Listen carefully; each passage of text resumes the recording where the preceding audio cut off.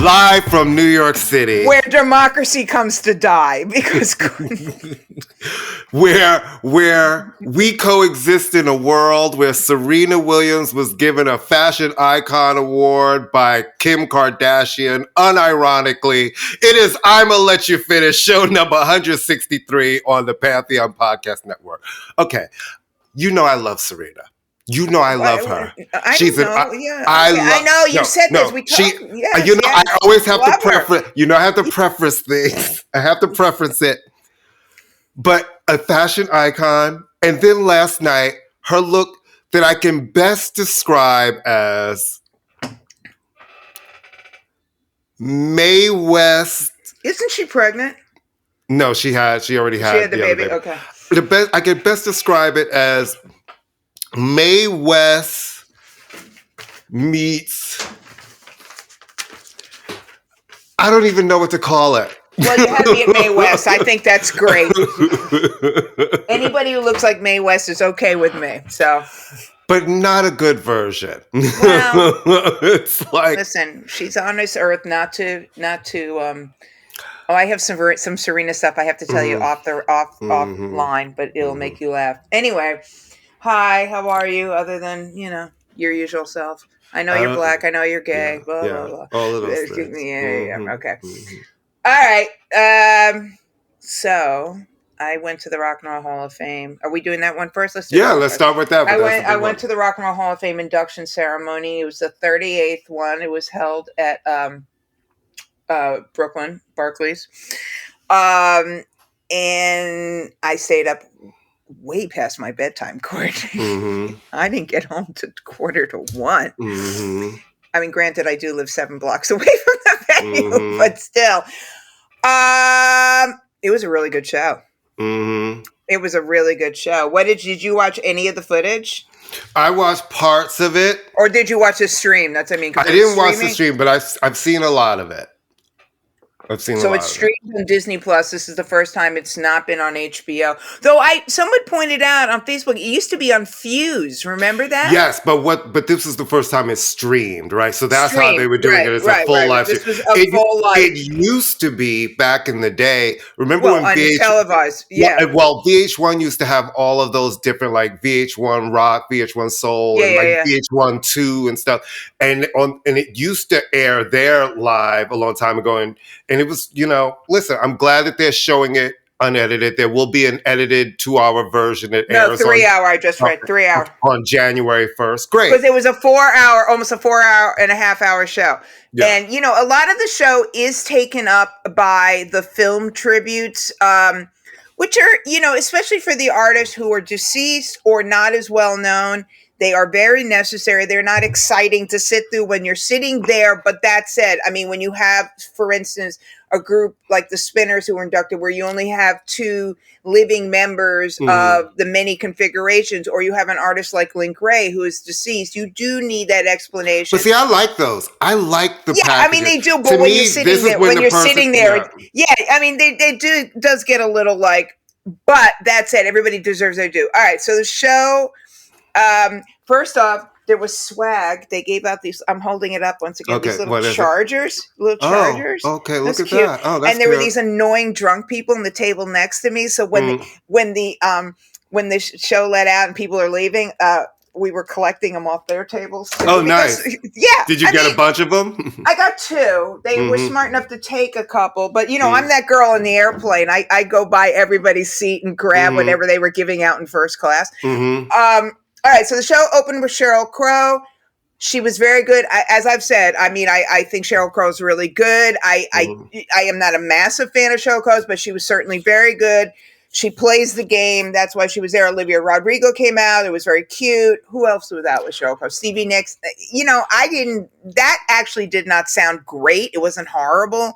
But it wasn't, and then they're friends and they've toured together. I know, I understand. I understand the reasoning for it. And then Peter Frampton came out, and that was a moment because Peter Frampton is ill, so he could not stand and play, but he's still Peter freaking Frampton. I had originally planned to just go to see New Edition and Shaka, and I'm really glad to stay for the whole thing.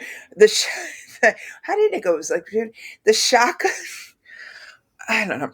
The Shaka thing was, listen, I love Shaka. We all love Shaka. And Shaka was like my little personal Listen, project. you fought for years. Me and other people. It's not like it. But I will say this. So she came out. She sounded great. Common did the Melly Mel verse on I Feel It For You. She looked great. She sounded great. I mean, we weren't like up close, but we were close enough to see anything in this Jumbotron.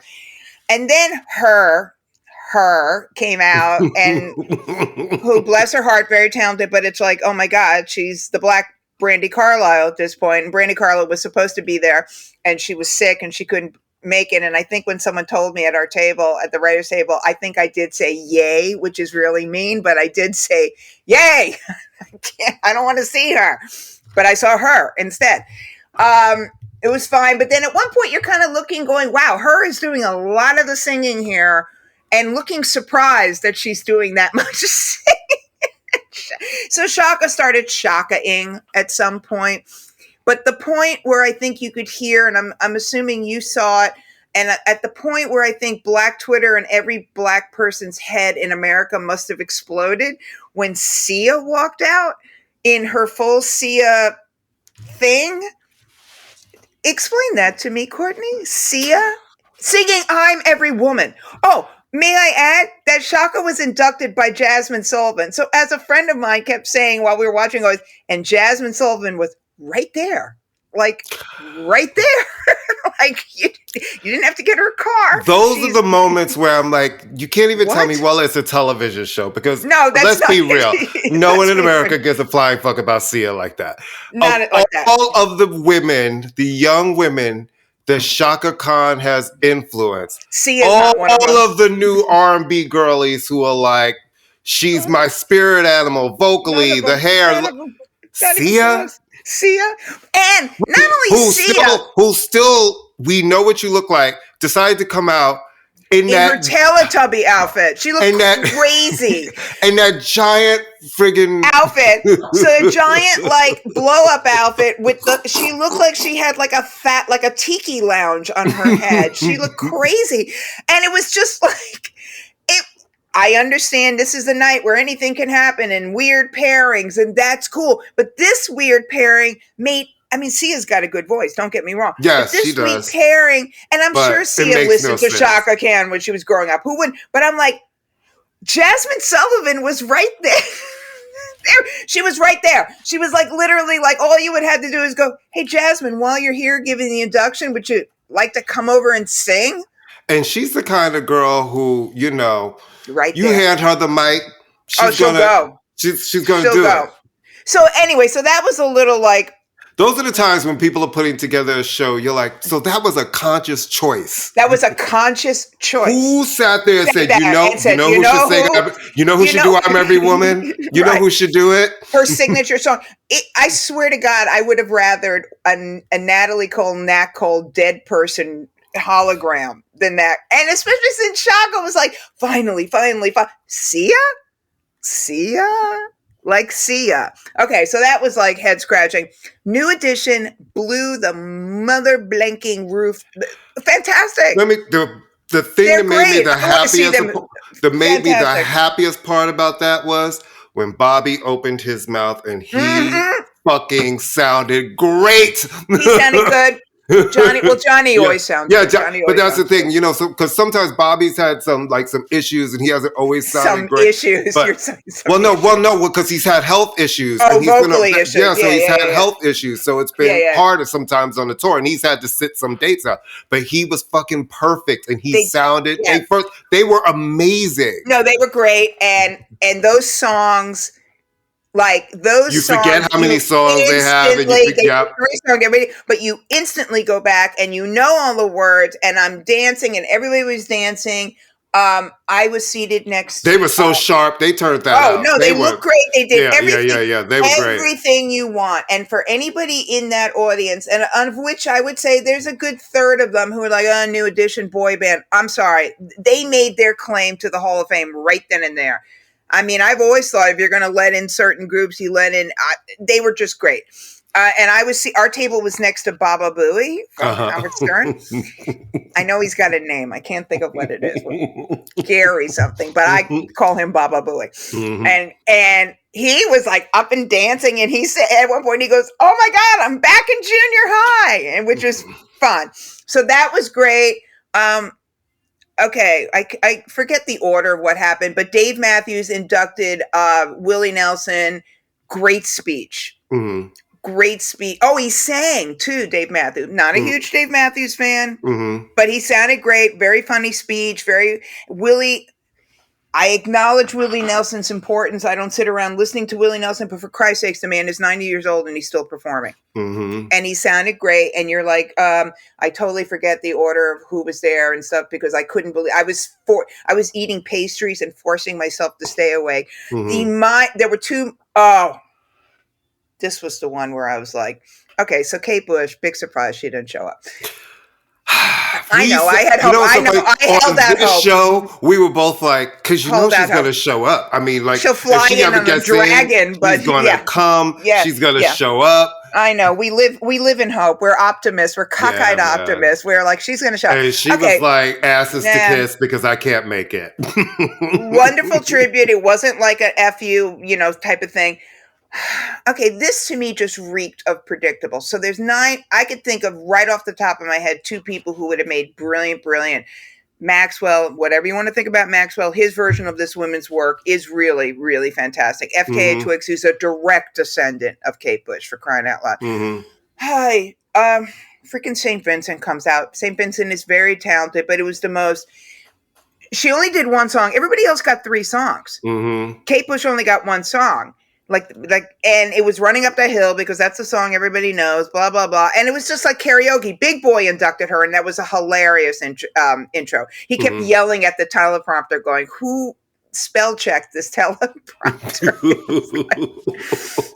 Love it. And he's the 2 moments that were, and they did a tribute to Robbie Robinson, which is to be expected, though I will say in the In Memoriam thing, when they flashed all the pictures, and they were very inclusive this time, they had Mark the 45 King up there. Oh, nice. I mean, they were, Sinead O'Connor's picture got the biggest reaction in the crowd. They did a tribute to Robbie Robinson. You can understand that because he is a major, major figure, and he is very much his circle of people. Absolutely. And Brittany Howard came out. So you had Elton John, Brittany Howard, Sheryl Crow, and somebody else saying, when you get Elton John, as somebody said next to me, when you get Elton John doing the Crazy Chester verse, come on, you've already won. Right. Elton John's induction of Bernie Taupin Kool Herc's induction. I was misting, crying. Beautiful, beautiful moment, well-deserved. We'll talk about Bernie because you skipped. Bernie made a great speech. Well, and he was the only one. Yeah, right. Yeah. Only one. Well, first off, completely shallow, but I have to say it. They were showing pictures of young Bernie Taupin. Humana, humana. Humana, humana, young Bernie Taupin. Humana, humana. Oh, I've totally fucked up things. I'm sorry. All right, let me go back. What's his face? Andrew Ridgeley inducted George Michael. Okay. So first Miguel comes out. Not our Miguel, the singer Miguel, though that would have been great if our Miguel came in. And sang Careless Whisper, fantastic version. He sounded really good. Really good. That was an interesting choice. Yeah. And vocally, he nailed it. He nailed it. He nailed it. Yeah, he sounded really good. I do think it's important to acknowledge George, and I will then tell that George Michael's huge influence and acceptance in Black music. Yes, so absolutely. Miguel was like the representation of guess what? Black folks really like George Michael. Okay, and then for reasons that nobody can, Adam freaking Levine, who is a very nice guy, I'm sure, but is about as sexy as a pencil to me, wearing a trench coat to sing Faith. Yeah, thank you. Courtney is now rolling his eyes. So to sing Faith, it was so boring. It was so freaking boring. And then Carrie Underwood came out and killed it. What did she sing? She sing? A Different Corner, right? One More Try. Oh, One More Try. And she killed it. I mean, she's a big fan. She's a great singer. The peanut gallery at my table was like Carrie Underwood, but I didn't love her version. Yeah, but I give her again. There's 9 million people I would have brought out. Jasmine Sullivan was right there. Did I mention that? Right there. Hand her a mic. Hand her a mic. She needs a mic and a quick sound check, and she's gonna blow you. She's gonna give you what you need. One of the women who could use that. I mean, it was just like, all right, but the Adam Levine thing was like, really, it was so boring and so stupid. All right, so yeah, Bernie Taupin. Yeah, the Cool Herc thing, I was misting up a little bit. So Elton John inducted Bernie Taupin. And announced that they have a new album. He has a new album coming. That Bernie. I know, it's cool, right? It's very cool. Bernie Taupin's speech was wonderful. As we said at the writer's table, figures the writer had the best speech. That part. And now, and now I want to read his memoir because his memoir is supposed to be really good. You know, it's supposed to be really good. Jim Farber did a great article about him, and his references. He was like saying this person and that person. You're like Ray Bradbury. Oh my god, you know. And he was the only one that kind of made mention of Jan Wenner without making mention. It was brilliant. Tell him what he said. It was great. No, what did he say? Like, well, he was just kind of like in such esteemed company, and he was gracious. And then he said, and the love between Elton John and Bernie Taupin is because Elton John is not the nicest girl in girl town. We all know that. The bitch's back is like autobiographical. Even though Bernie wrote it, he wrote it knowing who was. He wrote it for the bitch, Elton. Right? Yeah, for a bitch. And Elton's always been very upfront about, like, why are you inducting me? He wrote the freaking songs. I mean, he wrote the lyrics. So Bernie Taupin said, blah, blah, blah, right? And I'm paraphrasing, so wonderful and honored to be inducted with all these articulate women and articulate Black artists. And that was the obvious F you to Jan Wenner. And the line got a huge applause, so that was... It had to come up at some point, right? And then Elton played a gorgeous version of Tiny Dancer. Because the only time I've seen Elton John, his voice was a little shot. He sounded great. And he took a back seat, which is sort of nice. Because, Elton John is a lot. I've never seen a full Elton John concert. I've seen him sing. I've saw him. Okay. I've seen him when he came out with... I was at the Divas Live where he did the Bitches Back with Tina Turner. Oh, right. And then Cher came out and they did Proud Mary and he was playing guitar. Playing piano. I've also seen him. Gladys Knight did a show at the Apollo and he came out. That must have been amazing. He came out and Dion came out. Oh, and they did That's What Friends Are For. And that was pretty fucking amazing. Yeah, no, he's, but like I said, Jasmine Sullivan. Oh, no, not for that. That was great. Okay, blah, blah, blah, blah. So there were some tributes. After the Spinners tribute, then they did the tribute to Don Cornelius, which that was cool. So the moment, there were two moments that I was like a gag. So they did the tribute to Link Wray. Link Wray, for people who don't know, it is a huge, like one of the most influential guitar players ever on the basis of the song Rumble, which is an instrumental. He's also a Native American, he will now be one of the few Native Americans inducted into the Rock and Roll Hall of Fame. He got musical influence and musical excellence. So they do the tribute and they show Link Wray, and then, on the screen is Jimmy Page saying how great, huge influence. The screen comes up, and again, I'm not super close, but I'm close enough to see, and I'm like, and I turn our friends, Holly George Warren and RJ Smith at the table, and I turn, I go, is that Jimmy Page? And they're like, yes. And I said, holy fucking shit.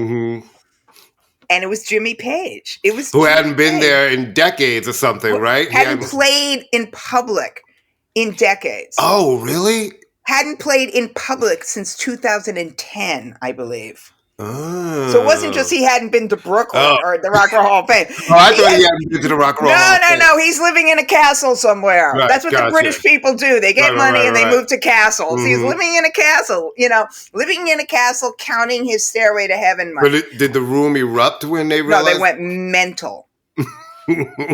Mental. I mean, it was like Jimmy freaking Page. Right. And it was just like, no matter what kind of music you like, if you can't recognize that, like, Jimmy freaking Page, guitar hero, slash Satan worshiper, allegedly, is up there with the double neck guitar, looking great. So it was like 3 minutes of like humming, and that's the kind of moments where you're like, okay, I get this. And then I can't remember anything else because I was glaring at the drunk people next to me and wishing evil upon them. One of them fell off of their chair, so that made me very happy, and the rest of the table. And then Missy came out, and Missy was the headliner without it being said, because there's never a headliner in this thing, right? And when you walked in, they gave you these wristbands that would light up when she came on. Because I'm so stupid. Remember when you'd go to the circus and they had those little lights and you would twirl them. I used to love them. And the little top flipped up, and that's when came out, and you twirl. Twirl it. I thought that's what this was. I went, do I have to pop the top and twirl it? And they're looking at me like, how old are you? And I'm like, anyway, so the thing was on you, whatever, and it's lighting up. What about Rage and Tom Morello? Oh, God. Yeah, what about Rage? You were in there. Tell us about the night. You're supposed to recap the night. No, I'm being facetious. No, because I need to know this. Okay, so, Ice-T inducted him, and he was great. You know, Ice-T is quote...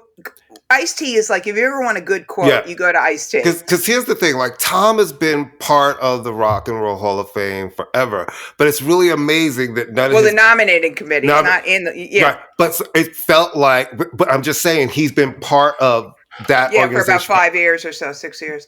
But his bandmates seem to disdain it very much. Well, they don't... I mean, they are a very political band. Yeah.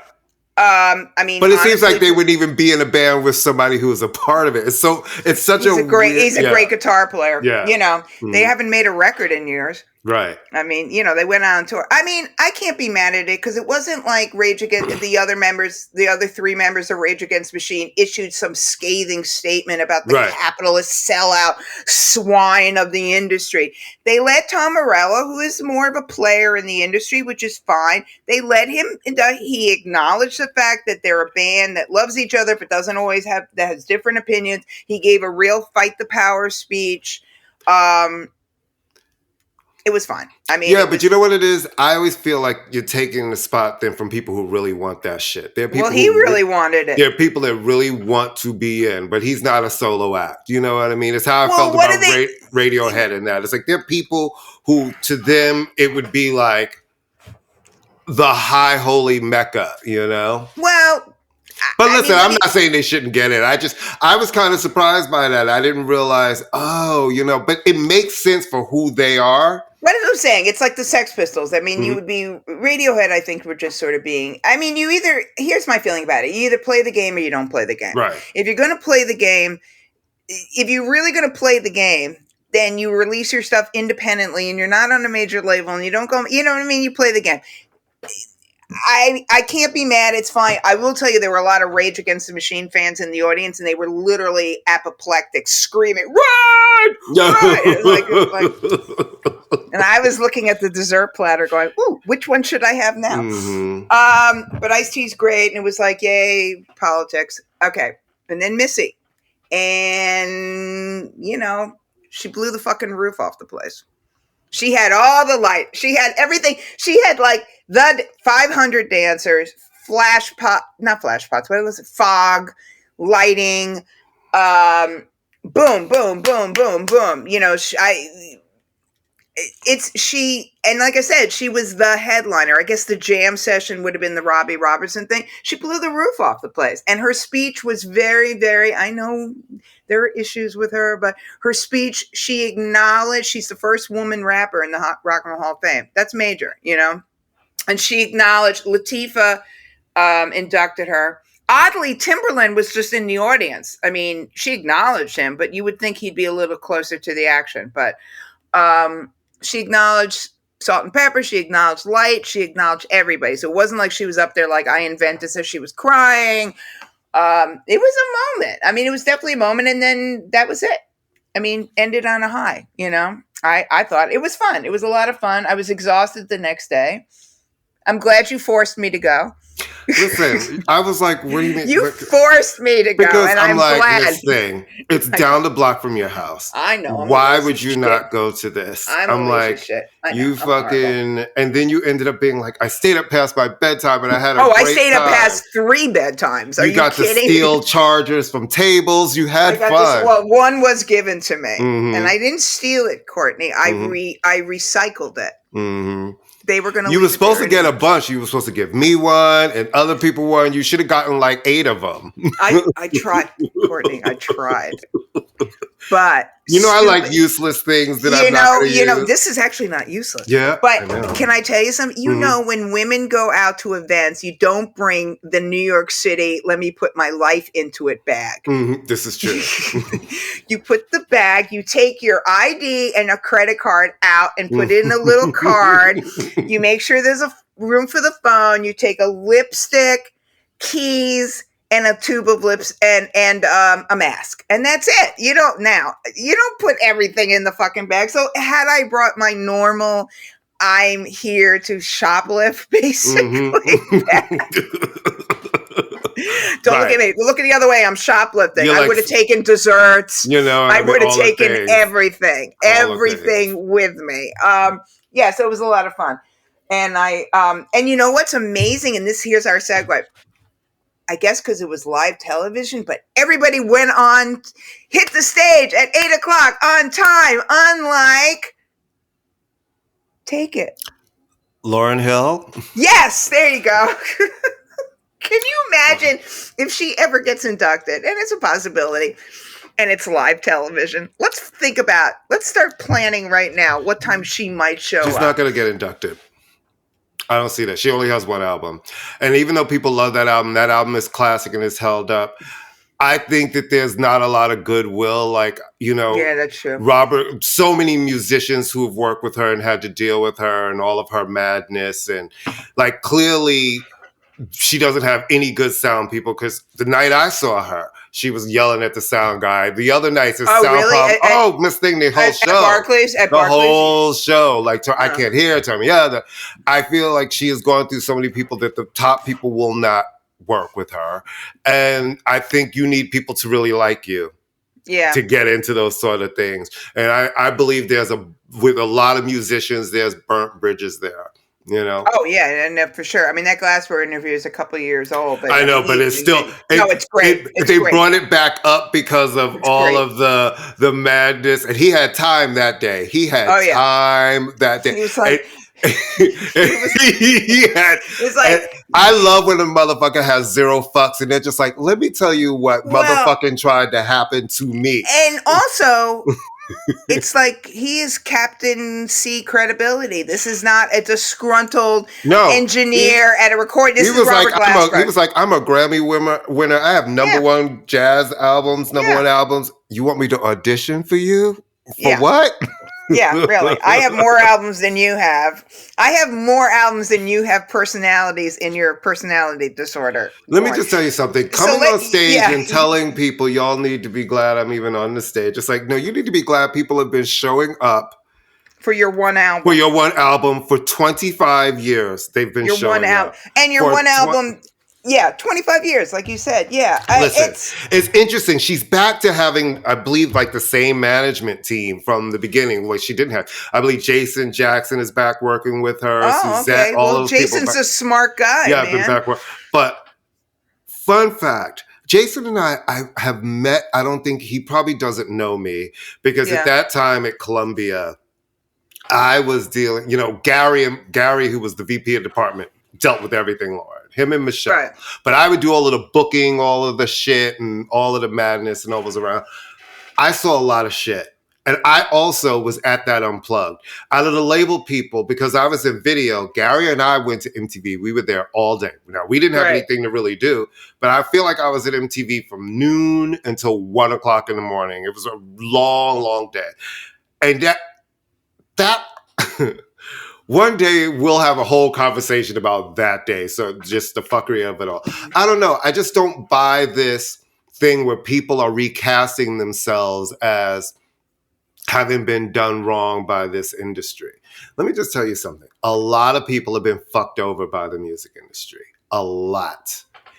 She, from all of the things I remember, I'm not going to say was one of them. She's a self-inflicted. It's a self-inflicted wound. It really is. No one talks. I mean, after her first album, and that album did so great, Sony absolutely wanted another album, and I believe she got a new deal, lots of money. She was the queen of Columbia Records. Queen. Well, she won all the Grammys. I mean, I think we can acknowledge, and this is true, that when you're a relatively young artist, though she was not new to the rodeo, she had put out 2 records ahead of time. She had been in movies, so she was not some wide-eyed ingenue. You know, she was a Columbia. She had studied at Columbia University, all of the things. Not Columbia, Columbia University. So she was not like some young waif plucked from the hood. I mean, she came into this. She's smart. That said, it's a lot when all this is thrown in you and you become the voice of a generation. When you're the voice of Black women, that's a lot. And then the whole controversy about, if they had just marketed the record as like she worked with people, that never would have been a problem. But it was just that she took sole credit, and that's always problematic. Well, here's the thing. You can't believe your own press, too. Like, if you start... I saw her go from one thing to another. My first platinum plaque is the Fugees. Yeah. That is the first thing where my career going to a different level. I was working differently on these projects, out and about. It is my first platinum plaque. I remember when she used to call the office, and it was real simple. She just needed a card, send her to when we did the VMAs, and it was like 5 suites and 9 rooms and craziness and madness and just all of the things, where it just got really difficult booking things and time. And I remember I had an interview scheduled for Friday at 7 and it happened at 11 p.m. on Sunday. Just craziness and madness in the world. You can be an artist and not believe your own hype and know your reality. You know what I mean? I think that there was a lot of also outside shit, and there was a lot of people who There's a lot of people in her ear. And people who enabled behaviors. Oh, listen, of course. You see certain managers, like I went to see Pink this weekend. Thank you, RCA, and her and Pink's management team for the invite. It was wonderful, but Pink is managed by the legendary Roger Davies. You see who Roger manages, and you see how they work. And I think that he's great at getting the artists what they want without also playing into the madness around them. And I think with Lauren, that just seemed to it just turned really quickly. Well, I will say, and it became something else, and it was really... I also think we're dealing with Lauren, and I'm not saying this to be mean. I think we're also dealing with somebody who may be dealing with stuff. Yeah. Okay. Yeah. And I'm not making a diagnosis, but I think she's dealing with stuff, and I think a lot of it is either being anointed or self-anointing yourself as because I had problems with that song "To Zion" because I'm like, it's a great song, but you're preaching to women and you're still and you're sleeping with a married man as you're making the record. Oh, I'm sorry, 2 married men. If you're going to preach all holier than thou, the thing that's crazy though. All right, there's 2 things that are crazy. That she would get up on stage and literally say, they kept me from making another record. Yeah, because the record companies don't want to make money. Like I said to you yesterday, that'd be like Greta Gerwig going, I made the biggest movie in the year, and the next thing I know, they told me, you can't make another record. Oh, please. Do you know why they put out that MTV record? Because if I remember correctly, that was not booked through the label. I think that she kind of booked it directly with MTV. And it was very last minute. This wasn't some grand plan.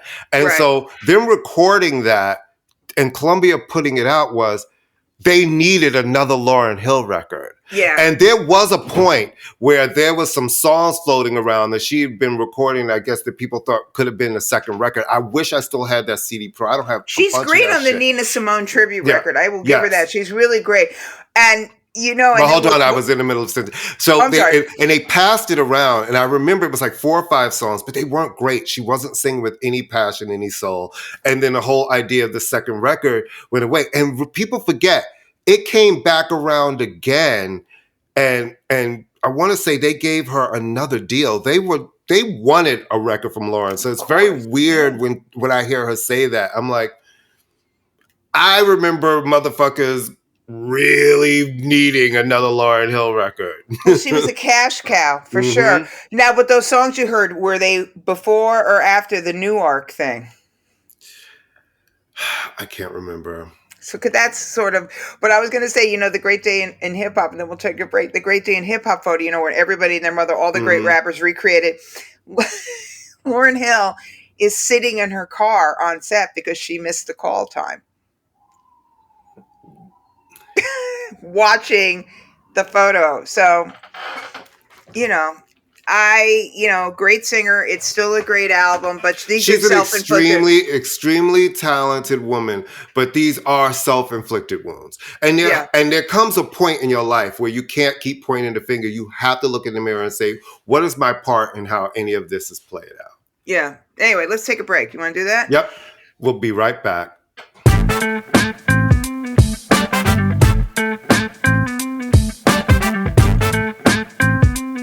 Pantheon Podcast listeners, Christian Swain here to tell you more about my experience with Raycon earbuds.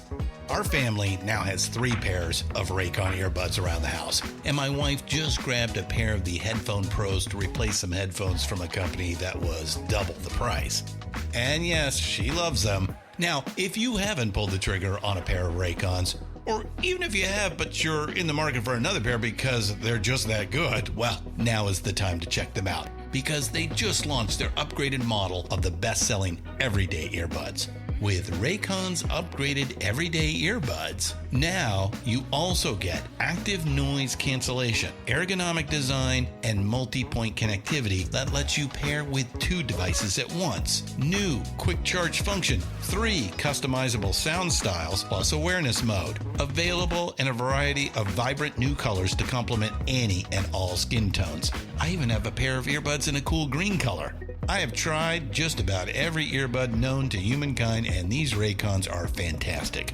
Seriously, if you've been wanting to check out Raycons, there truly is no better time. You're going to ask yourself why you didn't check them out sooner, and Raycon offers a 30-day happiness guarantee. So what are you waiting for? Go to buyraycon.com/Pantheon today to get 20% off your Raycon order, plus free shipping. That's right, you'll get 20% off and free shipping at buyraycon.com/Pantheon. buyraycon.com/Pantheon.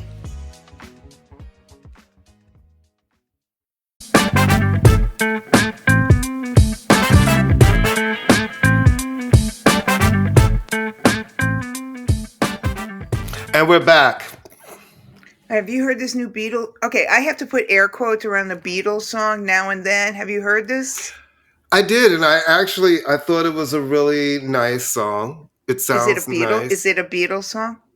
Well, you're asking the wrong person, right? Because why? You can read. Yeah, but I know Beatles music, but it's like, to me, I couldn't tell you what is the.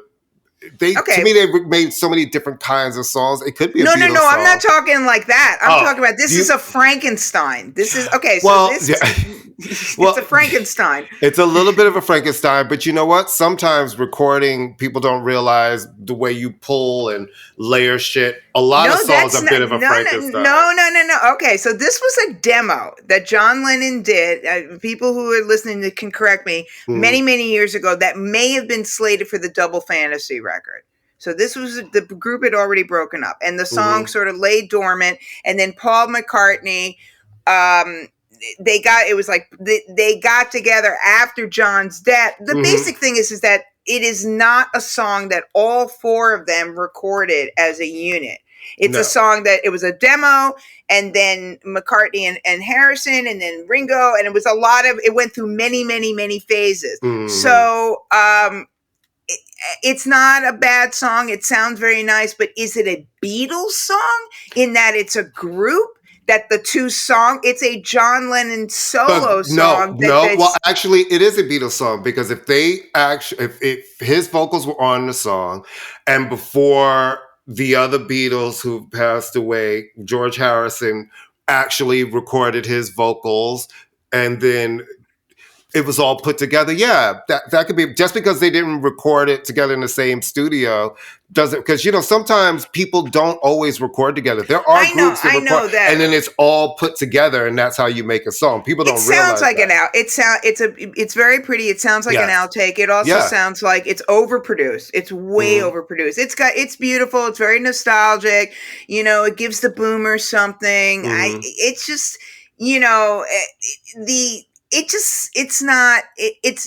if it had been released when John was still alive, it just sounds like a song that didn't make Double Fantasy.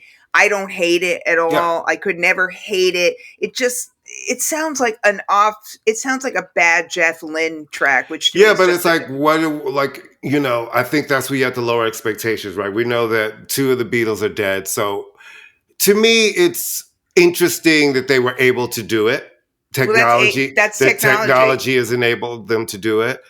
The fact that it is all of their original voices, and maybe it's been cleaned up by technology. It's heavily. But a lot of things are. That's the thing. And a lot of things have been for a really long time. There's so many people, we say it all the time, they sound great on record, but cannot sing their songs. No, that's not what I'm talking about. I'm just saying their voices are, a lot of things are pitched and put together. So I'm not as offended by that part. I'm not offended. I'm just saying that it just feels like I understand the motivation for it. I understand the nostalgia. Well, isn't it coming like, because there's a box set or something coming? I'm sure. I'm sure there's something. There's got to be some kind of something. And Paul McCartney, obviously, but sometimes it's like, okay, Paul, like, you don't have to just go. Don't eat meat on your castle somewhere. It's not a bad song, but I just feel like, in a way, it should be presented as a John Lennon song with some help. It's not a Beatles. If they had just called it a John Lennon song, But it is. They're all on it.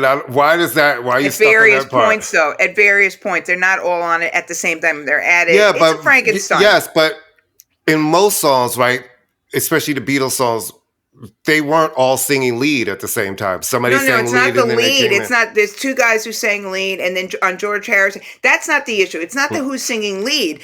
It's the fact that it's being presented, and I'm saying again, as some long lost Beatles track. It is not a long lost Beatles track. It's a long lost John Lennon track that they. Well, I know that they were saying I've seen it. It's like the first new Beatles song in a long time, and then they've talked about the whole thing. I haven't seen it really presented as a long lost Beatles track. They're kind of promoting it as the last new Beatles track. It's always the weird word play on some shit, right? Yeah. Basically, it's like, we have something to sell you.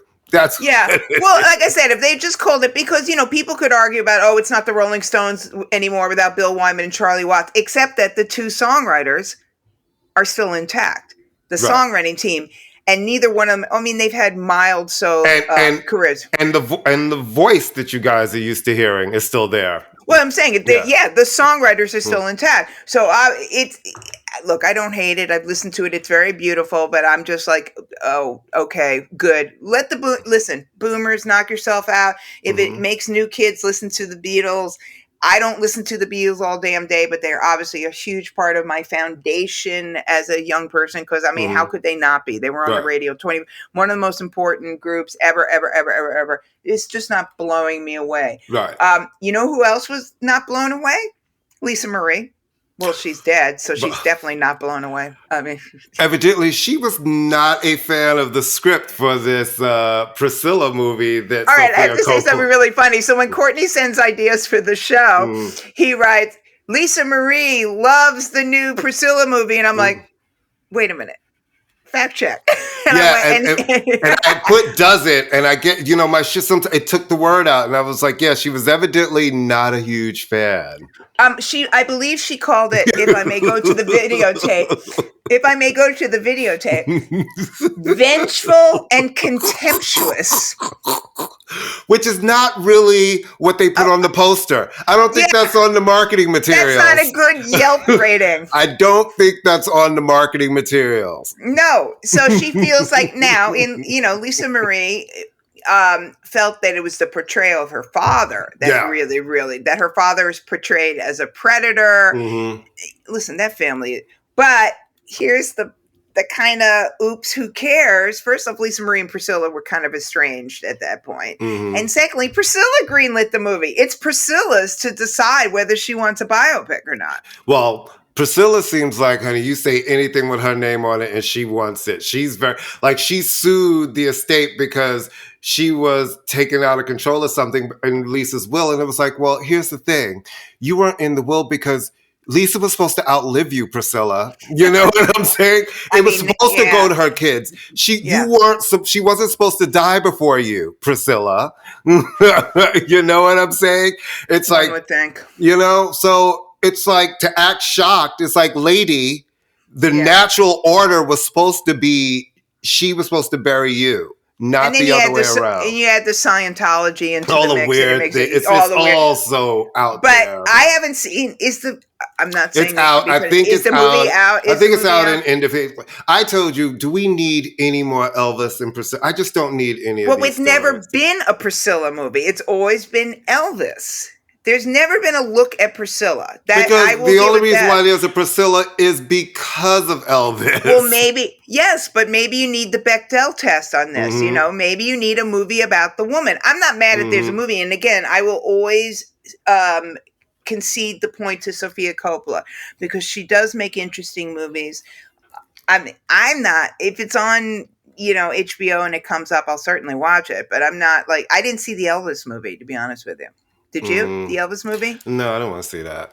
I've heard but I've heard it's really good. I mean, but I do. But I'm not a huge fan of biopics, to be honest with you, other than Coal Miner's Daughter and Sweet Dreams and the James Brown movie. That was a really good movie with Chadwick Boseman. Mm-hmm. Yeah. All right, take the Dua Lipa. We love Dua Lipa. That's all I want to say. Wait, 35, 30. Oh, Dua Lipa who is another young artist who has gotten the rights to all of her music that she's written. I love that. She's a smart. I love that these young artists are understanding ownership and owning your music and owning the rights to your music and owning your masters. Listen, I don't all the way agree with everybody selling their music to all of these nameless, faceless sort of venture capitalist firms who can just pummel it out and make it into commercials and holiday jingles and all that things. But if that's what you want to do, great. I love what Jay-Z said about it when when he was asked recently by Gayle King, would you sell your masters? And he said, no, because I fought what it represents. I fought way too hard to get the ownership of my music. He was like, and I'm leaving it to my kids. Now, if they want to sell it, that's up to them. But I fought too hard. And I love that she fought and she got her stuff. Listen, with the way these deals are going, and we watched what happened to Taylor Swift, where your stuff can be sold. And, ownership is really important. It's super, super important, which is why you're seeing some of these people now do licensing deals with these labels and not signing directly, because how you really want to make money, you can make a bunch of money really quick. When I see some of these young kids and they're doing these deals right now and they're all the jewelry and they got lots of houses, I'm like, that's really great. But here's what you need to understand about the music industry. It will give you all of that this year. It'll give you maybe all of that for the next 5 years. And then can suddenly be cold. The spigot is cut off. So that ownership, especially if you have material that's a hit in this streaming generation, because, you and I talk about it all the time, we're old school, still, stream a little, still get hard copies of things. It's when I look at these numbers and it's Taylor Swift, for instance, she had the biggest sales week in over a decade with this 1989 re-record. And about it's like 1.6 million something, and I want to say 1.3 or 1.4 are actual sales. That is real money. When we keep seeing everybody having number one, they're like, equivalent is 126,000 equivalent units, and it's like the actual units sold is like 3,000, and we know that artists are not making money off of streaming. I'm like, when I see kind of the way people are living, I'm trying to figure out the balance, because I'm like, you're not making that money from streaming revenue, right? And I think that's why we're seeing so many of these weird partnerships with everybody having some kind of corporate partnership. That's why I think the ownership of the music is important, because that's going to be the way that you she get to make money. co-writes do it, and she gets her portion from it, right? Yep. So she's getting her portion of it. Well, I mean, good, because first off, women should own. Women, everybody should own, but for women, control, really, especially in this industry. Yeah. Well, people will try to really box you into being something and doing shit you don't want to do that make you feel like you have to sell records or be popular. She has shown all throughout her career how smart she is. She is a very smart woman. She comes at this with a more kind of, she's more not cultured, but she's got a sophistication that a lot of younger artists don't have, to be honest with you, because I think she's very smart. She's very smart. I think her dad manages her or is involved in some way. I like her a lot. I like her musically, but as a human being, I've always liked her. And her new single, the start of her third album campaign, starts this week. The new album, the new single drops Thursday midnight. So I'm excited for her. Well, we've only heard a little clip. It's called Houdini, and what I hear so far, I like a lot. She's gotten better each record. That you see, you can hear the growth, you can see the growth. But I like the smarts. And for the young ladies, ownership is really important. It's really important. And for all young artists in general, ownership is really important. Do not let anybody make you think you need to sell your publishing. That is the thing. You see the people like the Elton Johns of the world. You want to know why he's so wealthy? Because ownership and his publishing. You know what I mean? You see the people who have true publishing money. They're the ones who are not worried about eating. You know what I mean? This industry will give you a lot, but it'll also take it away before you will look up and it'll be done, and that same earning potential will be different. Because it's allergy season. It's so horrible in New York right now. Hold on. I'm going to sneeze in the middle of saying something. Keep going. I also want to say, maybe just because I have an affinity for Kosovo and Albania now, having been there, she's the kid of refugees. She's a refugee. I think she understands what it's like, that everything can be taken from you very, very quickly.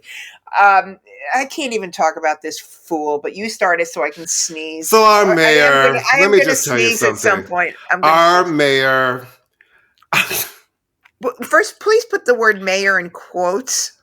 So I guess his chief fundraiser. Who's 12? How old is she? 12? But she's okay. You notice how the whole story has disappeared from all of the press. She's very popular. She's well liked by people on all sides of the aisle, evidently, and she's very well known. And notice they can kill a story press-wise when they want to.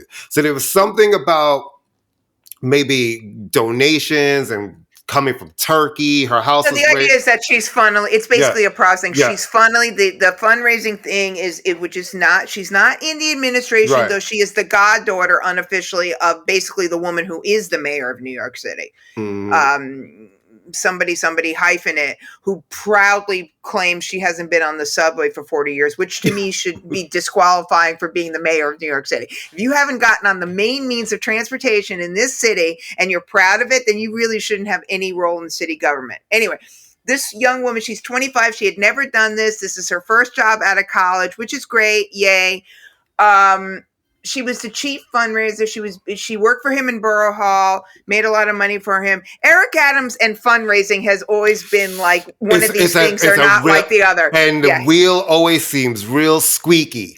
Yeah, he was brought up, and there were ethics charges when he was in the state senate. So he is not new to the shady fundraising, shady ethic. He's never met an ethic that he hasn't figured out a way to weasel around. That said, That's it. The thing is, the main accusation is that basically his organization is funneling money from a foreign country, which just happens to be having all these huge deals in New York and construction, which kind of, sort of, maybe kind of is like being an unlicensed foreign agent, which is hello, Pross is about to go to jail for 20 years for that. Because at the core, and the thing that just tipped first of Eric Adams, I've been to Turkey 6 times. I'm like, well, I've been 3 times. Can I run for a commission? Right. Something. I mean, yay for me. And Turkey's a wonderful country. Don't get me wrong. But Turkey is a corrupt country. It's run by an autocrat, blah, blah, blah, blah, blah. But the thing that's crazy, you know how you know somebody's guilty? When you have set up a meeting with the White House about the issue you said is destroying New York, the the immigrant problem here, and he has railed, and we're shutting up you finally get the meeting, you're sitting down with Joe and the boys, this woman's house is, and he's like, boom, oh, I'll be back in a second. I got to go cover my ass. Guilty. I mean, come on. If something were to happen, right? If something were to happen, like you're getting open heart surgery and you've been waiting and waiting and waiting. Something happens and it's someone tangentially related. You go, okay, let me get my open heart surgery and I'll deal with this. Especially since this is a crisis in the city. You've been screaming that feds aren't helping. You have the meeting with the fucking president. And he turned right around.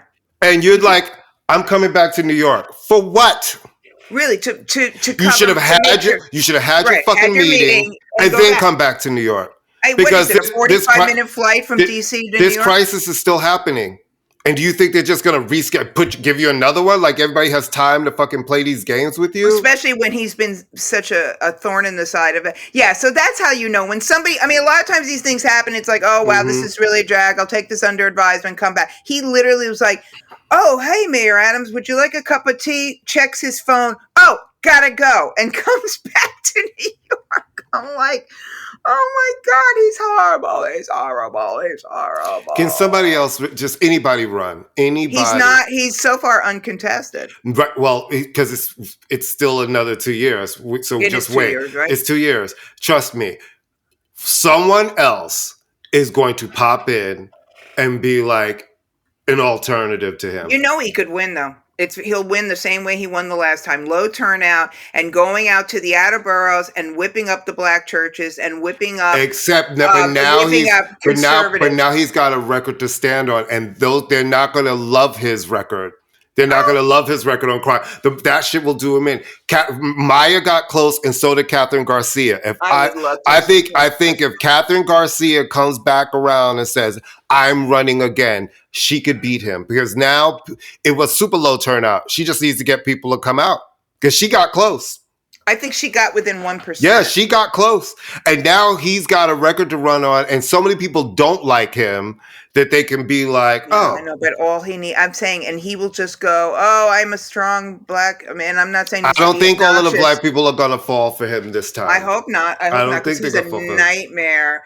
He's a nightmare. He'll pull some stunt. All right, you can take the next section because I don't watch. You know you have to read the list because I control the show. You have to read. I sent it to you. Yes, but I can look at our levels and record the show. All right, I don't know that. I told you that. Eric all right, I forgot. Eric Adams, sports. You want to talk about sports? I was taking one for the team last night and watching the Family Chantal, okay? So you didn't watch the Knicks game? No, I was taking one for the team. Well, the Knicks won last night. I know that. That was great. But the fucking Giants and the Jets, we just suck, man. Why do you even pretend? It is like torture. It's torture. Well, why do you want? Okay, soul. Let me ask you something. Because I'm a loyal, just like I'm a loyal Knicks fan, right? Like I watch them lose. Yeah, but you know with any football team by 5 games in that they're doomed, right? It's a short season. There is always some semblance. I mean, we knew I don't care about football. You know that. You know my feeling about football. But it's done. They're done. Is there another team you like? Do you like football or you just like the Giants and the Jets? I love football, but I love my team. There are other people, they're all right, but I like I'm so desperate, I found myself rooting for Philadelphia. Well, they're close. You know what I mean? It's the sixth borough. It's People like consider it. I've been rooting for the fucking Eagles. You know what I'm saying? It's Well, like that's not a hard thing to do. There this are year, is it? enemies. You know what I'm saying? I mean, as long as you're not rooting for the Patriots, I think. No, I'll never. Like they're actually worse than the Giants, which was who thought that was humanly possible, but they are. Oh yay, good. And Kylie, I know nothing about her. Kylie opened her residency this week with a set list that I would call it Kylie for American Dummies 101. I'm like, okay, this show is Kylie for Americans Dummies 101, isn't it? I mean, I'm not being obnoxious, but isn't it kind of, sort of? That's what it is? I guess, yeah. I mean, she's not capital K Kylie here. Half of America, three-quarters of America thinks Kylie Jenner is going to be performing. You know, yeah. But I love her. They're saying the show's great. It's like, the set list to me, you know, as a day one Kylie fan is kind of rudimentary. I was hoping for a meaty deep cut show, a meaty Kylie show. But you know, she may change it. She may change it. I mean, I think she has to see how this. You know, I don't know if you saw the Johnny Halliday docuseries, which is actually fascinating. Mm-hmm. But he played one show in the United States at Vegas. It was an absolute disaster. But he was playing in front of people who were like, "Who is this man?" Right. So you gotta, at the prices Vegas charges, and the Vegas, I'm assuming a lot of it is just like, I happen to be in Vegas, let's go see a show type. No, and her tickets were expensive, and then there are tables, and there's like a minimum at the tables. You have to buy like a drink and caviar package. It's like this thing is the whole thing. There were $22,000 tables, $8,000, $10,000 tables, and I'm like, and if I'm gonna pay that much, I don't need to hear fucking Locomotion. Yeah, but the people who are going to pay that much are the people who want to hear Locomotion. Yeah. You know what I'm saying? New Edition is going to start a residency, and I've never wished I could go to a show so much in my life. I bet that's going to be capital FUN fun, because they are really great. All right, what are you listening to? Well, I've been listening to this Black Pumas record, and I really like it. Oh, I don't. I know that it drives you crazy. But it's really good. I think I would like them better if they had more than one song. Well, they have the new album, and it's really good. Yeah, but that one, they made an entire career off remixes of that one stupid song. I'll listen to it, but I just find them to be black music for white people. Sorry, I said it. It's a really good album. Chronicles of a Diamond. I really, really like it. And it's like Charles and Eddie, the remix. And then I've been kind of listening to a bunch of Melba Moore, like some of her, like her 70s and 80s records, and kind of rediscovering that moment, like her This Is It album, and her The Other Side of the Rainbow, and Read My Lips. Good stuff. Are you going to go see Pearly? I want to go see Pearly. I've heard it's really good. I've heard it's really good as well. I've heard it's really good.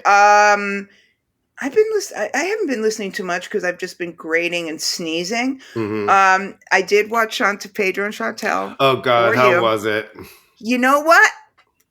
Well, they're already divorced, so we're not seeing the divorce. So they are already divorced, right? They are divorced. So then why are they doing this show? I'm sorry, are you asking a logical question about reality television? Right. What are you on, crack? This early in the morning? Are you already cracked out? Mm-hmm. Because they both need money, and because she's an attention whore, and all that surgery doesn't come cheap. And she's got a family. So what's the premise of the show then? I don't know. I watch it because Candace was like, "Are you watching the show?" And I'm like, "Yes, I'll watch the show." It's just the premise. All right, now they're selling the house, and okay. Pedro looks good. No, Pedro's hot. Pedro's hot. No, listen, He's got a little beard going on. Pedro chopped that albatross off from around his neck. Yeah, and he was like, and the hotness came back. And I will say, there was a scene that was head scratching, but was screaming out, gay audience, when at some point he is brushing his teeth in his tighty whities and a shirt, as one does, and then puts his leg up on the sink. And I'm like, so we get a direct crotch shot of his leg up on the sink, and I'm like, this is an interesting perspective. And then he puts on these garters to hold his socks up. Candace and I were like, what is he doing? Like, how, these are not like olden times where the garters go on your ankles. It was like, oh my God, is he trans? Is that why they got divorced? But yeah, his foot, and he looks dreamy, and his crazy sister is in it, and the crazy mother. So it's basically going to be Chantal's revenge, and her face isn't moving. She's had so much surgery. Did you know that he was a virgin when they got together? Courtney's eyes have just exploded out of his head. I didn't know this either because I started watching the show 2 seasons in. Yes, that was the first woman he was ever with. That nightmare with her family and her sister, who's clearly decided to supercharge Ozempic, and the rest of them, and the brother who looks like he had. No, the thing is, they're all on horrible. And the problem is they all are whores for the camera. All of them. Horrible. So the mother now they're going to try to rescind the green card. Horrible. But they're both mothers are horrible. But yeah. So I guess the premise is going to be them rebuilding their lives, and she's crying, and I'll never have children. I'm like, you're 32, you'll have children. It's not like you got divorced when you were 52. You're 32. Right. Your breeding years, you still have a good 10 years of breeding ahead of you. And he's got it together. He's got his real estate license. They're trying to pretend like he scammed her for a green card. I'm like, oh, please. But he looks, Courtney, very shallow, but he's looking fine. No, fuck that shit. He's hot. And now he's single, so fuck it. And brushes his teeth with one foot up on the sink. Which is... I was trying to figure... we all do. We all do. While applying our garter. I was like, is he clipping his toenails and brushing his teeth at the same time? Because that's like a level of Yeah, I don't get... And the camera person went right for the crotch shot. Oh, because they know what we want to see. Yeah. No, I was... It was just... And you know what the other good thing about the show is? And then we'll wrap up because I've been listening to Kirsty McCall. There, always do. All right, the other great thing about the show is if you're like me and you're talking to your best friend on the phone during it, half of it is in subtitles anyway, so you can talk throughout the entire show because 3/4 of the show is in Spanish. Thank you. And on that note, you know what it is. I'll watch it every week. I'll tell you what, I will take it for the team. I will watch it for you and keep you apprised of the insanity. Great. But it's insane already. Like everybody else that has a residency, we'll be coming to you live from our residency next week at the base of the Tappan Zee Bridge. So if you're driving by to work, honk and wave. That's us. Yeah, hi, the Tappan Zee. Hi. That's us. That's see you in the corner. We'll see you next week on the Pantheon Podcast Network. Bye, kids. Bye.